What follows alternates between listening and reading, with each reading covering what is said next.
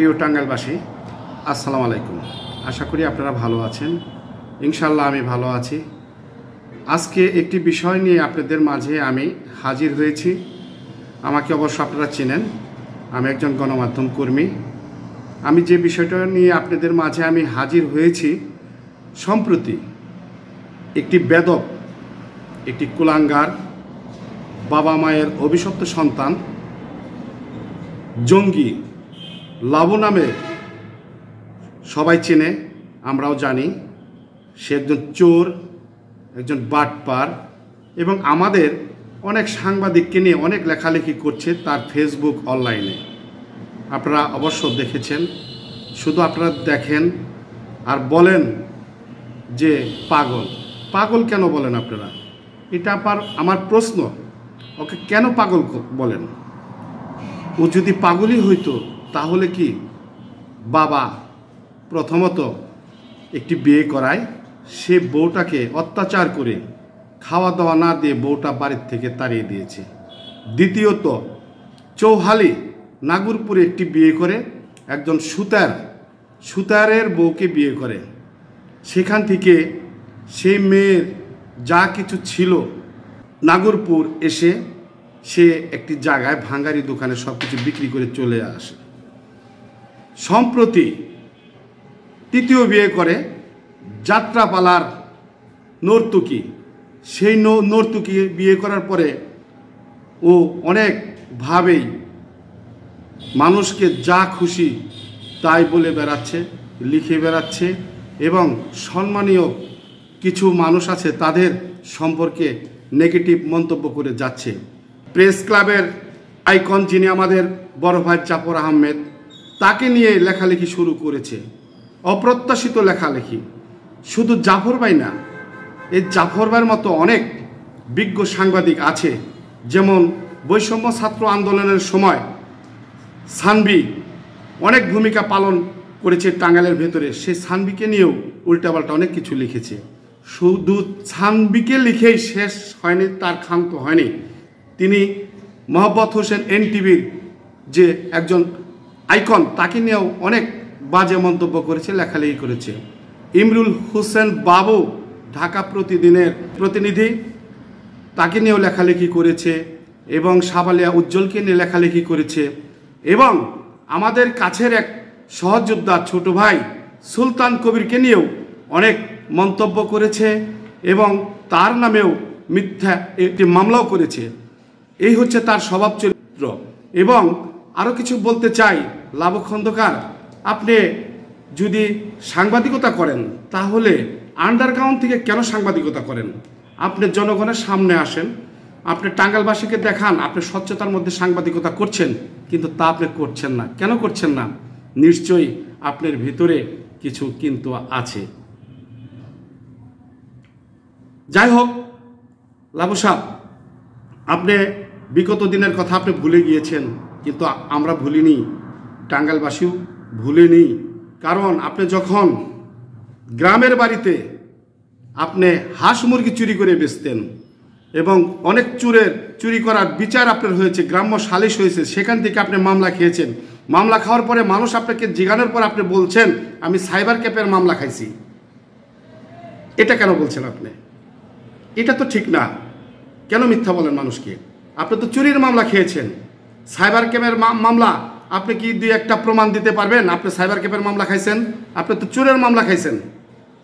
যাই হোক, সে প্রসঙ্গ থেকে আরেক প্রসঙ্গে যাচ্ছি।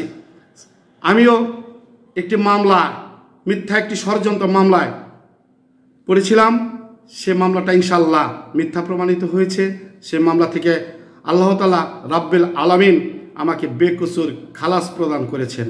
ফুলের মালা দিয়ে আমাদের কোর্ট প্রাঙ্গণ থেকে যারা আমাদের সহযোদ্ধা তারা নিয়ে এসেছে। অনেক পত্রিকায় সেটা প্রকাশ হয়েছে, আপনি সেটা জানেন। তারপরেও বলেন আমরা কেন সাংবাদিকতা করি, আমাদের কোনো যোগ্যতা নেই। হাস্যকর ব্যাপার। লাবু সাহেব, আপনি দূর থেকে ঢেল না ছুঁড়ে কাছে এসে বসে আমাকে বোঝান আমার কোনটা ভুল, সেটা আমি সংশোধন করে নেব, কিন্তু দূরে বসে ঢেল ছুঁড়বেন না। লাবু সাহেব, আরেকটি বিষয় আপনাকে বলি। আপনি আমাকে বলেন শান্তি মলম, বেশ ভালো কথা। মলম পাটি, বেশ সুন্দর কথা। আপনাকে সাধুবাদ জানাই যে আমার যেখান থেকে আমার উঠে আসা, আমার বাবাকে শুধু টাঙ্গাইল জেলা না, সারা বাংলাদেশের মানুষ আমার বাবাকে চেনে। সারা বাংলাদেশের মানুষের অন্তরে অবস্থান করে আমার বাবা হেকিম ডাক্তার জসিমউদ্দিন, যিনি শান্তি মলমের প্রতিষ্ঠাতা। চিটাগাং তিব্বিয়া কলেজ থেকে হেকিমি পাশ করে তার আজকে এখানে আসছে। আজ পর্যন্ত আপনি জানেন তার 4টি ছেলে, একটি মেয়ে। একটি ছেলেকেও সেই লাইনে আমার বাবা, আমার মরহুম বাবা সেখানে প্রেরণ করে নাই। আমাদের মানুষের মতো মানুষ বানিয়েছে লেখাপড়া করে। আমরা মানুষের পিছে থাকি, মানুষের উপকার করার চেষ্টা করি। কেউ বিপদে পড়লে আমরা ঝাঁপিয়ে পড়ি। আপনার তো বিপদ হয়েছিল, আপনি কি ভুলে গেছেন সেই দিনের কথা?